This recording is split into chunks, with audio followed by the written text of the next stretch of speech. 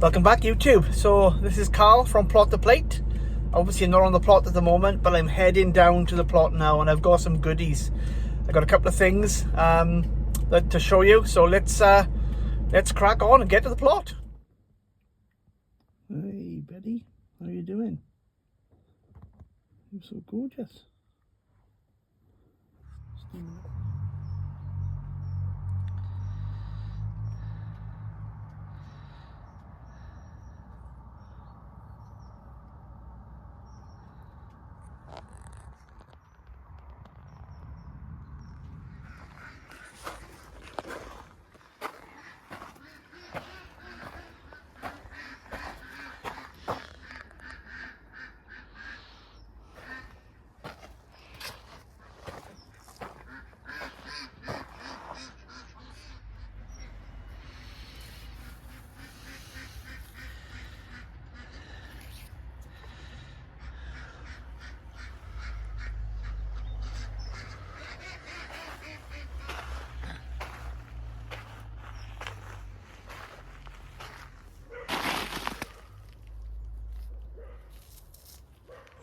Very crispy in the feet.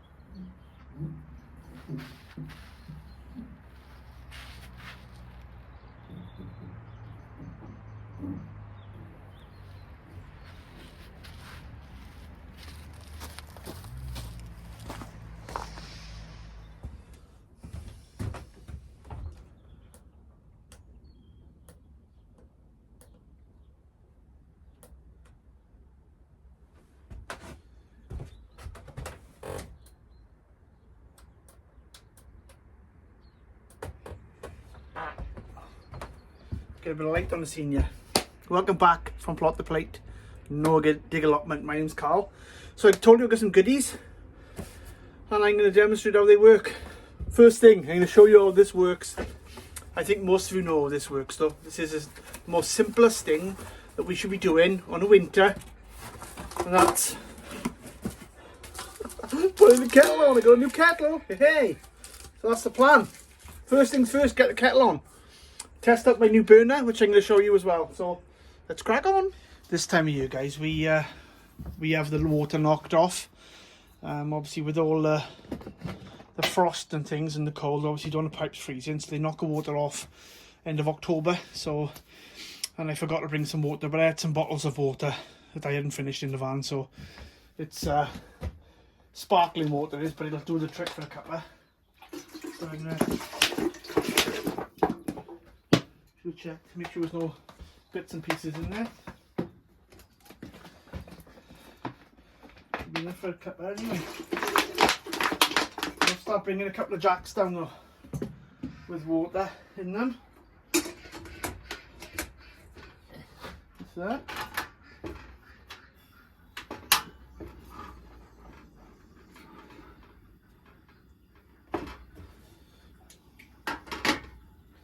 And the kettle's on, let's go.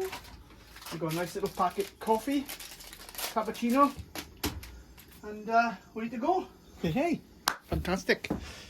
Very good. So while the kettle's boiling, guys, I'm going to show you this. This is the system that I've bought that will allow me to run the two IBCs at the same time. So basically, you've got these connectors which go onto the IBC. See, the pipe goes in there, like that. And then that fits the IBC, and it's the same the other side. And then you can cut this pipe as to the length that you need. And then you've got oops, you've got two, lose that. You've got two running off the same IVC then. You've got you've got two pipes coming off, and you've got one tap that connects obviously in between. So you'll have water pressure from both tanks coming in. And that's going to obviously increase the water pressure coming in, because these pipes are quite thick as well. So that'll bring more water through hopefully. And that's what I want, because I want to be able to run hose off here into the allotment, into the polytunnel, which will obviously water with a self-soaking hose, you know, water the plants come the spring and the summer. And it's just like all I can do is just turn the tap on and off then. When I'm down, I can get on with other jobs. I ain't got to think, oh, I got to stand there watering. I can just run the tap on to the polytunnels, and it'll feed them, and I'll do that for an hour, hour and a half, and then you'll have a good soak, and I can get on with other jobs in the meantime rather than standing and watering. You know, that's what takes the time up. When you go polytunnels, it goes so dry, whereas if you've got a constant drip feed, I think it's just a much better system. Well, I'm going to try it anyway. So I've seen it on YouTube and I've seen other guys doing it. But that's my plan with regards to that. So right, I'm just going to pour this kettle. Oh, I just love that sound! Woohoo! I forgot a spoon, didn't I? So I'm going to have to make do with a stick here. But it looks a business. Oh, Carlos. This is what it's all about.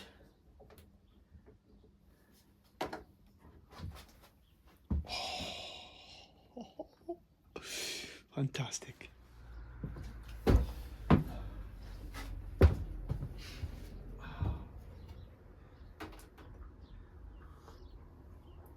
Oh, so nice. That's nice. Trouble is now, when you come in and light the fire first thing, as much as you want to get out and do some work, it's so difficult when the fire's lit, when you've got a nice hot cup in your hands. But yeah, it's got to be done. I got to get some jobs done today. A couple of things on my list, not major things, but just general bits and pieces that we need to do this time of year, really. As you've seen on the prelude video regarding the garlic, this weather obviously is needed for the garlic, because it produces the cloves themselves on the bulbs. Otherwise you'll have a mono garlic, which is like one large bulb rather than this splitting, which is what you want. But this cold weather obviously allows that to happen, as it were, so it's good. But the garlic do look a bit poorly this time of year, which is to be expected, really. I've got onions in cell trays in the polytunnels, but the actual cell trays themselves are frozen. I just checked them now, just in case they need any water. But we had a real heavy frost last night, and yeah, but it is what it is, and it's good to be down here.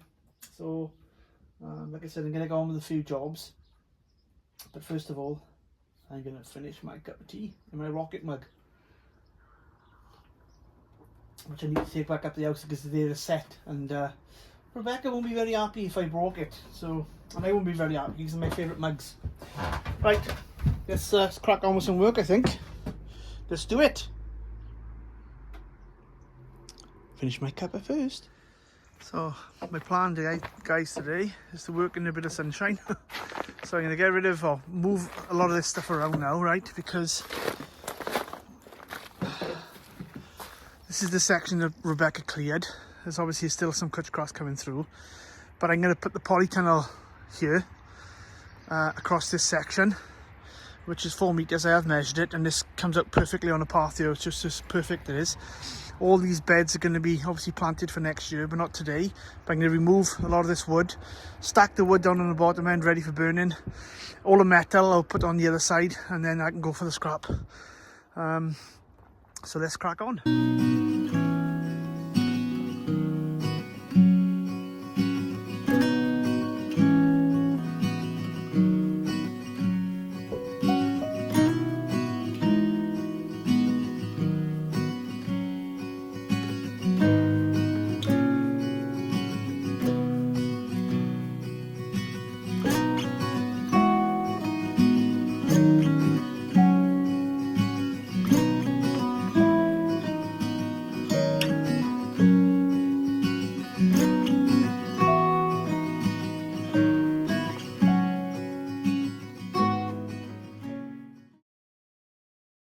see how much cut grass is coming through. And obviously all this now on the side, I'm going to burn all the weeds. There's a lot of cut grass now. I'll just get rid of them, to be honest. I'm going to put them in the compost. I ain't got no room to put any more in the compost bins, to be honest. I was going to put compost bins over this area at one stage. I might still do it. I got a bit of room there. So, but yeah, so the tunnel, they're all over there now. But if I'm honest, there's a couple of them I don't know best. They're a little bit rotted. So I got planks there. I might just build some new beds inside the tunnel. We'll see how it goes with that. But yeah, so this can be burnt. I'll get a fire going tonight. But at the moment now, I just want to rake all this off. And then I can whack some weed membrane down over the top. Level it off first. Weed membrane over the top, the whole thing. So get rid of some of this plastic as well that's down. There's like bags and stuff that I've put in the paths to stop any weeds growing because I didn't have no weed membrane at the time. So that can all come up. I'll dispose of that properly. So yeah, let's level it off.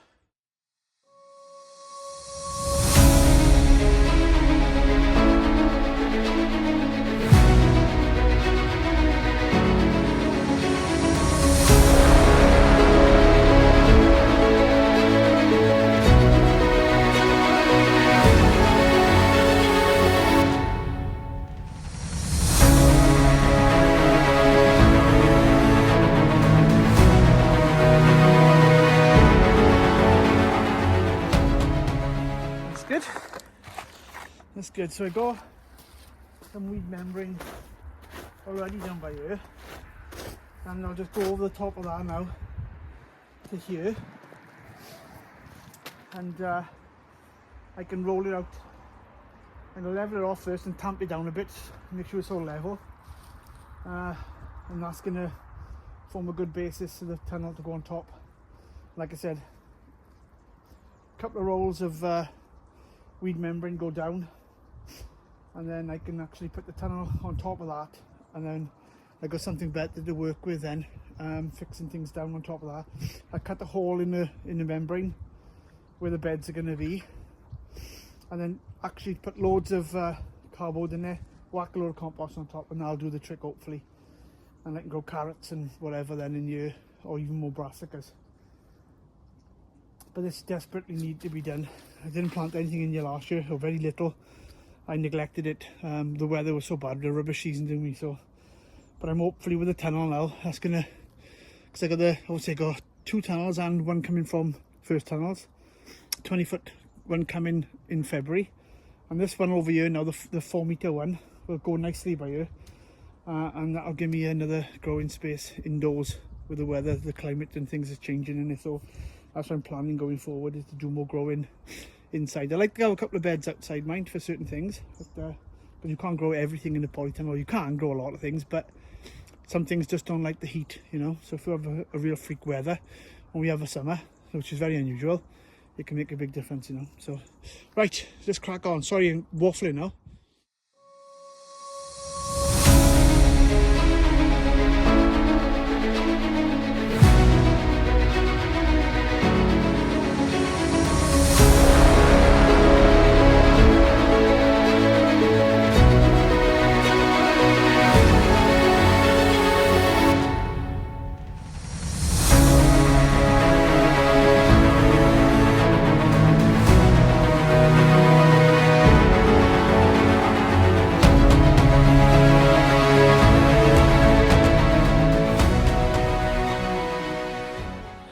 I'm happy with that.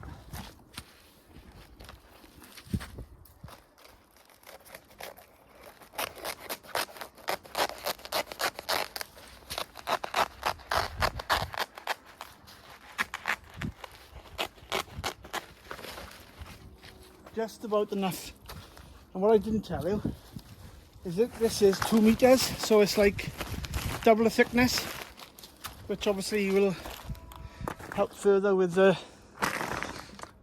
problem with regards to weeds. So yeah, that's weighted down now, and I'm going to get some pins now, you know, proper aluminium pins.